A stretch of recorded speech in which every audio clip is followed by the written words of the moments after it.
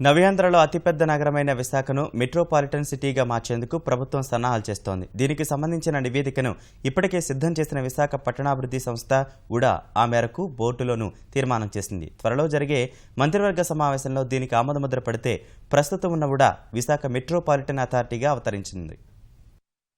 నవ్యాంధ్ర ఆర్థిక రాజధాని విశాఖకు తగిన ప్రాధాన్యత ఇస్తున్న ప్రభుత్వం నగర రూపురేఖలను మార్చేలా ప్రయత్నాలు చేస్తోంది. ఉడా పరిధిని మెట్రోపాలిటన్ గా మార్చాలని నిర్ణయించింది.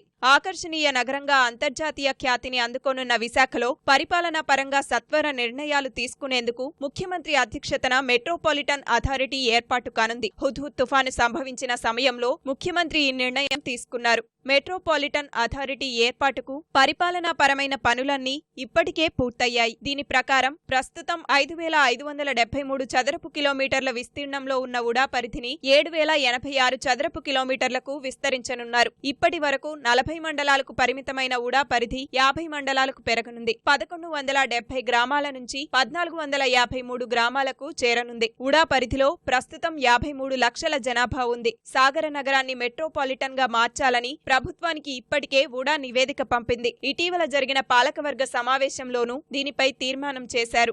విశాఖపట్నం సిటీ స్మార్ట్ సిటీగా ఇంటర్నేషనల్ స్థాయిలో మనం డెవలప్ చేయడానికి దానికైన మాస్టర్ ప్లాన్ కూడా మనం తయారు చేయబోతున్నాము. చాలా pending works, ongoing works, proposed works దాన్ని కూడా మనం ఒక 1 by 1 మనం రివ్యూ చేయడం జరిగింది in very detailed manner. International లెవెల్లో మన హానరబుల్ సీఎం విజన్ ప్రకారం మంచిగా డెవలప్ చేయాలి. ఉడా పంపిన నివేదికను ముఖ్యమంత్రి పరిశీలించిన తర్వాత మంత్రివర్గ సమావేశంలో దీనికి ఆమోదముద్ర పడే అవకాశం ఉందని పాలక వర్గాలు అంటున్నాయి.